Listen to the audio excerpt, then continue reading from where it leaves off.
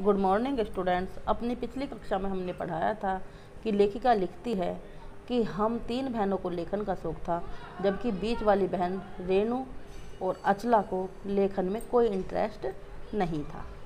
हम 4 लिखते थे। 4 कौन? 3 बहनें और 1 भाई। उनका भाई एक था राजीव। और तमाम ख़ानदान हमें पढ़ता था, पूरा परिवार हमें पढ़ता था।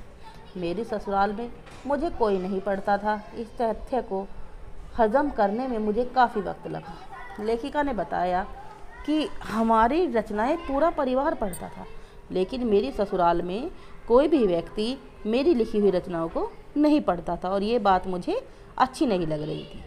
फिर उसके फ़ायदे भी नज़र आने लगे, फिर मुझे उसके लाभ दिखाई देने लगे। कम से कम घर के भीतर तो मुझे हिंदी आलोचना बुद्धि से 2-4 नहीं होना पड़ा। आलोचना बुराई। उसने कहा कि जब हमारे ससुराल का कोई व्यक्ति हमें नहीं पढ़ता था, वो चीज़ मुझे बाद में अच्छी लगने लगी, क्योंकि ससुराल में कोई हमारी आलोचना बुराई करने वाला नहीं था और मुझे अपनी हिंदी की बुराई का सामना नहीं करना पड़ता था। खैर, मैं अपनी नहीं, उन अदेवियों की बात करना चाहती हूँ जो परदादी की मन्नत के नतीजतन धरती पर आई और लेखक नहीं बनी। अब लेखिका ने बताया कि मैं उनकी बात करना चाहती हूँ, कि मैं अपनी बात नहीं करूँगी, मैं उनकी बात करूँगी जो दादी की मन्नत से इस पृथ्वी पर आई लेकिन लेखिका नहीं बनी। उन्हें सांस लेने की ज़रूरत कुछ ज़्यादा हो, समझ में आता है। जैसे मेरे पिताजी ने एक बार मंजूर से कहा, कोई दम नहीं घुटता, सांस लेने की ज़रूरत ही ज़्यादा है। पर यहाँ तो हम शेर, तो गैर लेखिका बहनें सवा शेर। चौथे नंबर वाली रेणु का आलम यह था कि गर्मी की दोपहरी में स्कूल से वापसी पर जब गाड़ी उसे और उससे छोटी बहन अचला को लेने बस अड्डे पर जाती तो रेणु उसमें बैठने से इनकार कर देती। अब जब इसने बताया कि जो चौथे नंबर वाली मेरी बहन थी, उसे जब गाड़ी लेने के लिए जाती थी बस अड्डे पर, तो वह गाड़ी में बैठने से इनकार कर देती थी। इनकार कर देना, मना कर देना। उनका कहना था कि यूँ थोड़ा सा रास्ता गाड़ी में बैठकर तय करना सामान्यशाही का प्रतीक है, सामान्यशाही रईसी का, जो शायद था भी, जो वास्तव में ऐसा ही था, पर साथ ही पिता के अतिरिक्त लाड़ प्यार का भी। और बाद में मतलब इन्होंने बताया कि ये सामान्यशाही का ही प्रतीक था, वास्तव में ऐसा रईसी ठाट बाट का प्रतीक था, पर साथ में ये हमारे पिता के ज़्यादा लाड़ प्यार का भी नतीजा था। और रसोइयों को खाना खिलाकर जल्दी फारिग होने की लाचारी का भी था। अब रसोइयों को भी इंतज़ार था कि जल्दी बच्चे आएँ, मैं उन्हें खाना खिला दूँ और मेरा काम ख़त्म हो जाए, फारिग हो जाना, समाप्त हो जाना। माँ तो सब चीज़ों से उदासीन रहती थी। माँ को इन चीज़ों से कोई लेना देना नहीं था, उदासीन होना, अलग रहना। पर पिता काफ़ी कुड़ते भुनते जब देखते कि अचला गाड़ी में बैठी चली आ रही है और रेणु पीछे पीछे पसीने में तरबतर खरामा खरामा। पर ये सब चीज़ें देखकर माँ को तो इन बातों से कोई लेना देना नहीं था, कोई गाड़ी में आए चाहे पैदल आए, उनकी तरफ से तो कोई फ़र्क नहीं पड़ना। लेकिन पिता यह देखकर बहुत गुस्से में आ जाते थे कि जो अचला है वह तो गाड़ी में आ रही है, रेणु उसके पीछे पीछे पसीने में तरबतर होकर आ रही है। बचपन में एक बार चुनौती दिए जाने पर उसने जनरल थिमैया को पत्र लिखकर उनका चित्र मंगवा लिया। बचपन में उनकी बहन ने एक बार पत्र लिखा और जनरल थिमैया का चित्र मंगवाया, जो एक मोटरसाइकिल सवार जवान आकर उसके हाथ में दे गया, जो कि उसे मिला एक मोटरसाइकिल सवार व्यक्ति से। पड़ोस में उसका रुतबा काफ़ी बढ़ गया था। अपनी बहन के बारे में बता रही है लेखिका कि जो मेरी बहन थी उसका जो रुतबा था, उसकी पहचान जो थी पड़ोस में काफ़ी अच्छी हो गई थी। गाड़ी में बैठने के साथ उसे इम्तिहान देने से भी परहेज था। उसने कहा कि वह गाड़ी में बैठने से तो इनकार कर ही देती थी, अब उसे पेपर देने से भी परहेज था। वे पेपर भी नहीं देना चाहती थी, एग्ज़ाम नहीं देना चाहती थी। स्कूल तो जैसे तैसे पास कर लिया। जब बीए का इम्तिहान देने की बारी आई तो वह अड़ गई। अड़ जाना, अपनी बात को रख देना, मजबूती के साथ अपनी बात को प्रस्तुत करना है, कहना। तो उसने कहा कि उसने स्कूल तो पास कर लिया, लेकिन जब बीए का इम्तिहान देने के नंबर आया तो वह अपनी बात पर अड़ गई। उसने कहा कि पहले मुझे समझाओ बीए करना क्यों ज़रूरी है, जब मैं इम्तिहान दूंगी। अगर ये मुझे यकीन आ गया कि हाँ कोई फ़ायदा है, वरना नहीं। उसने कहा कि अगर मुझे लगा कि बीए करने का कुछ मुझे फ़ायदा होगा, लाभ मिलेगा, तो मैं बीए करूँगी, अदरवाइज़ बीए नहीं करूँगी। हमने तरह तरह के तर्क दिए। तर्क देना, सुझाव देना, बताना। माँ ने कहा पिताजी से पूछो। माँ ने तो कह दिया कि अपने पिताजी से बात करो, वही बताएंगे। पिताजी ने कहा नौकरी कर पाओगी, शादी कर पाओगी, लोग इज्जत से देखेंगे, सम्मान देंगे तुम्हें, वगैरह वगैरह। पिताजी ने बहुत सारे तर्क दे दिए, कह दिया कि भाई तुम नौकरी कर पाओगी, इससे तुम्हारी शादी अच्छी जगह हो जाएगी और लोग तुम्हें अच्छे नज़रिए से देखेंगे, सम्मान की दृष्टि से देखेंगे। लेकिन लेखिका की बहन को कोई तर्क विश्वसनीय नहीं लगा, मतलब उसे कोई भी किसी भी तर्क पर विश्वास नहीं हुआ, न रेणु को न खुद उन्हें। आखिर उन्होंने उसी कुतर्क का सहारा लिया जो युगों से माँ बाप से के काम आता रहा, कुतर्क, बुरा तर्क। अब लास्ट में उन्होंने उस बुरे तर्क का सहारा लिया जो हमेशा से माँ बाप कहते आए हैं। कहा बीए करो क्योंकि मैं कह रहा हूँ। भाई माँ बाप जब कहते हैं, अगर बच्चा ना माने तो अंत में पेरेंट्स यही कह देते हैं कि करना ही पड़ेगा क्योंकि हम कह रहे हैं इसलिए करो। ऐसा ही रेणु के साथ भी हुआ। रेणु ने बीए कर तो लिया सिर्फ पिता की खुशी के लिए, यानी पास होने लायक नंबर लाकर। सच बोलने में वह माँ से भी 2 कदम आगे थी। सच बोलने में उसे कोई परहेज नहीं था क्योंकि उस पर उसकी माँ का पूरा असर पड़ा हुआ था। गनीमत यह है कि आधा समय उसके सच सुनकर लोग सोचते वह मजाक कर रही होगी, इसलिए बिना मेहनत वह लोगों को हंसाए रख लेती थी। अर्थात रेणु की बात पर लोगों को विश्वास नहीं होता था, वे सोच लेते थे कि ये मजाक कर रही हैं। आज भी उसे कोई इत्र भेंट करता है, इत्र कहते हैं बच्चों सेंट को, खुशबूदार एक पदार्थ होता है, तो वह कहती नहीं चाहिए, मैं तो नहाती हूँ। 3रे नंबर पर चित्रा थी। वह कॉलेज पढ़ने तो जाती थी पर खुद पढ़ने से ज़्यादा दिलचस्पी औरों को पढ़ाने में लेती थी। अब इसने बताया कि रेणु का हाल तो इसने पहले बता ही दिया कि वो पिताजी से तर्क करती है कि क्यों मैं बीए करूँ, क्यों ना करूँ, क्या फ़ायदा क्या नुकसान।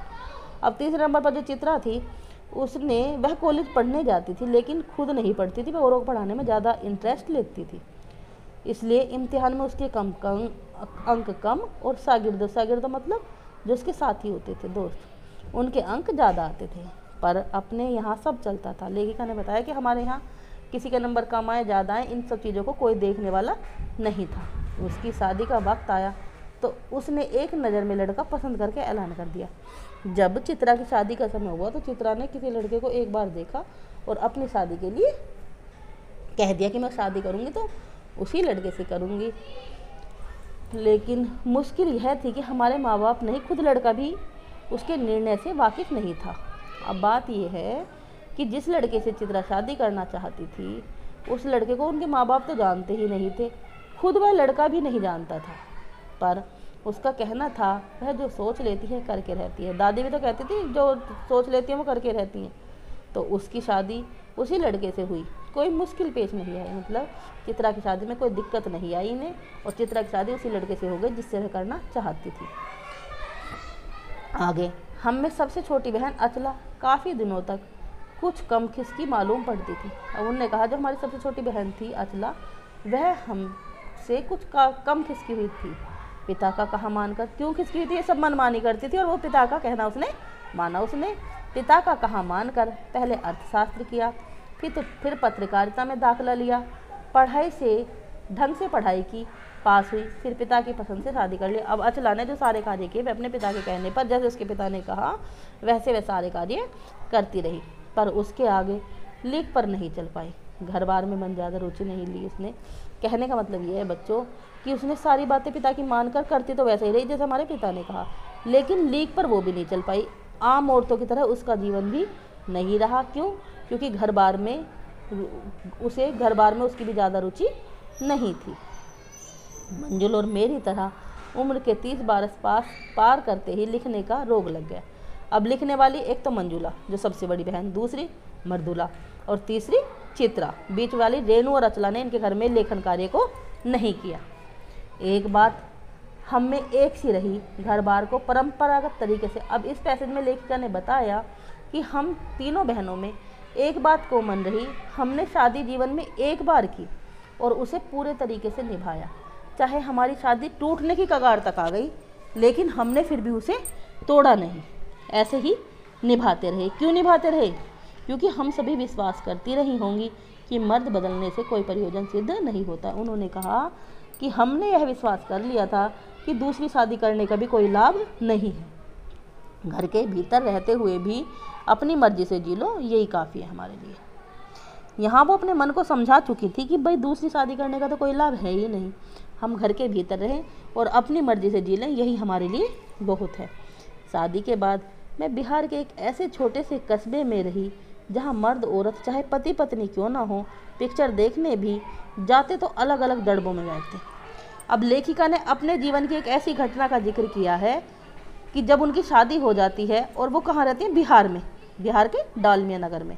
तो बताती है कि वहाँ मैं ऐसी जगह पर रह रही थी, बिहार के डालमिया नगर में, जहाँ पर अगर पिक्चर देखने पति पत्नी साथ भी जाते थे तो वो भी अलग अलग जा बैठते थे। मैं दिल्ली से कॉलेज की नौकरी छोड़कर वहाँ पहुँची थी और नाटकों में अभिनय करने की शौकीन रही थी।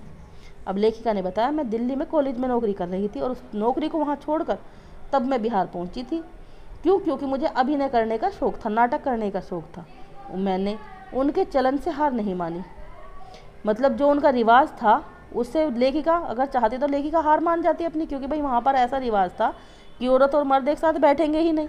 लेकिन लेखिका ने अपनी हार नहीं मानी। साल भर के भीतर उन्हीं शादीशुदा औरतों को पराए मर्दों के साथ नाटक करने के लिए मना लिया। अब उसने उन्हीं औरतों को नाटक करने के लिए अपने साथ मिला लिया। लोगों की राय पर मैंने पास के कैथोलिक तब तक हमने कई नाटक किए। अब लेखिका ने बताया कि हमने उन औरतों के साथ बहुत सारे नाटक किए।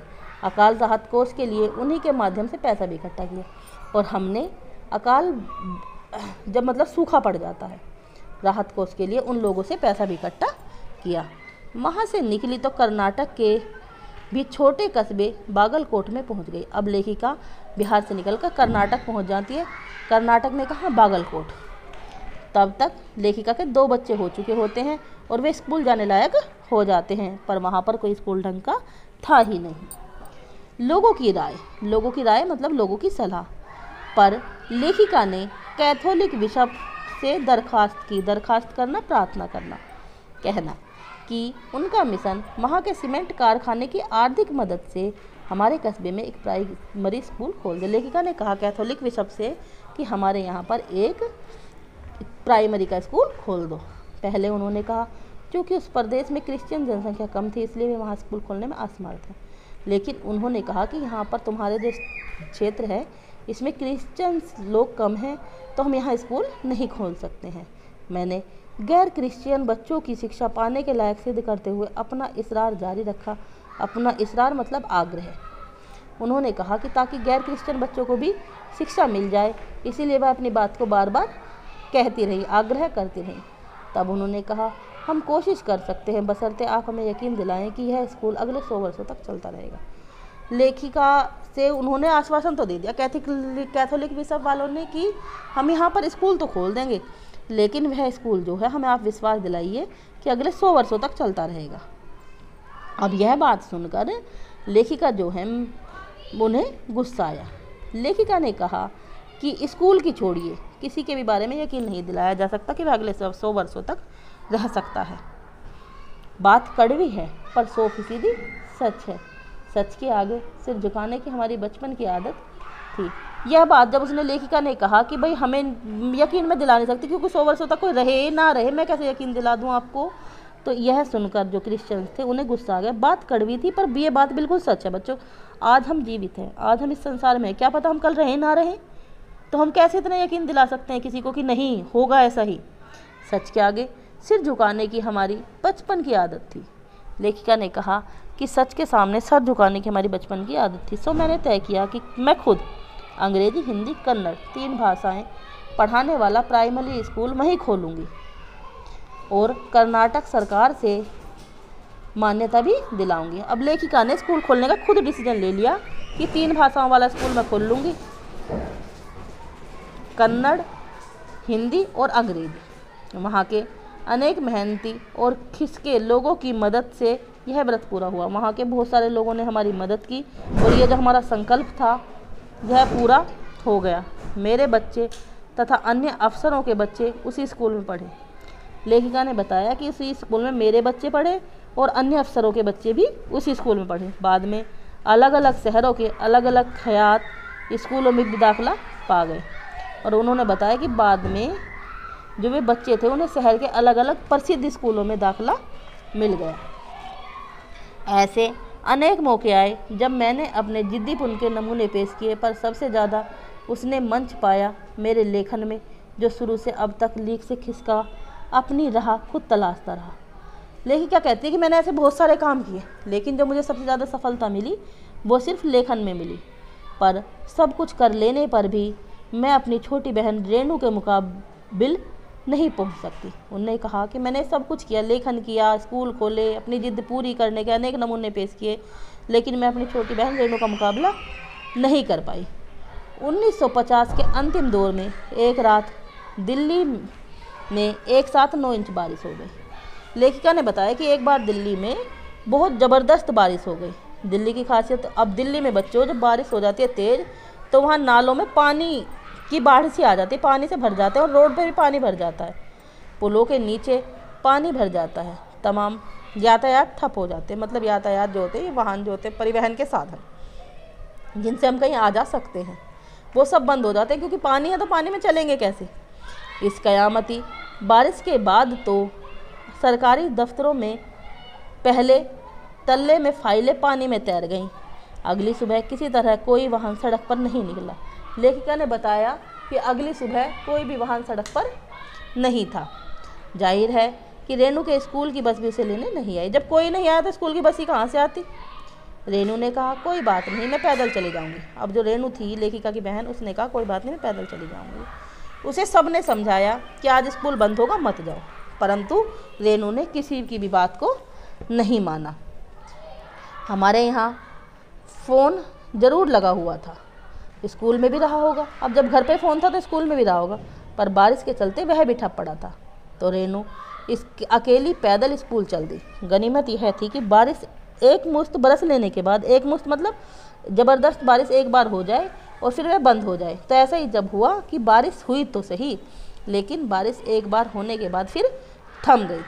सड़कों पर पानी था पर और बरस नहीं रहा था। सड़कों पर पानी तो पहले से भरा हुआ था, लेकिन बारिश अब नहीं थी, बारिश बंद हो चुकी थी। तो रेणु 2 मील पैदल चलकर स्कूल पहुंची। जैसा हमने कहा था वह बंद था। अब रेणु स्कूल पहुंच तो गई 2 मील पैदल चलकर, पर वहां जाकर उसे स्कूल बंद मिला। चौकीदार रेणु को देखकर दंग रह गया। दंग रह जाना बच्चों, हैरान हो जाना। पर रेणु को कोई मलाल नहीं था। यह सब देखकर भी रेणु को कोई दुख नहीं था। वह वापस 2 मील चलकर घर पहुंच गई। सबने कहा हमने पहले ही कहा था। अब सब लोगों ने उससे आते ही कहा यही क्वेश्चन होता है हमारा, हमने पहले ही मना किया था, फिर भी माने नहीं आप। तो रेणु के साथ भी ऐसे ही उसने कहा स्कूल बंद था तो मैं वापस आ गई, इसमें आपका कहना कहाँ से आ गया। सोचती हूँ कैसे रोमांच का अनुभव हुआ होगा उसे उस दिन। जगह जगह पानी से लबलब करते सुनसान शहर में निचाट अकेले अपनी धुन में मंजिल की तरफ चलते चलते जाना, सच अकेलेपन का मज़ा ही कुछ और है। अब लेखिका ने सोचा कि जब वह स्कूल गई होगी और जब पूरे रोड पे अकेली जा रही होगी तो उसे कितना अच्छा लग रहा होगा, कितना मज़ा आ रहा होगा। सच में लास्ट में लेखिका ने कहा कि अकेलेपन का मज़ा ही अलग है। तो बच्चों, इस पूरे चैप्टर में लेखिका ने अपने साथ की औरतों का जिक्र किया है कि अपने साथ उसे किस किस औरतों का साथ मिला और सबका व्यवहार कैसा रहा, सबने अपने जीवन को किस ढंग से जिया। धन्यवाद।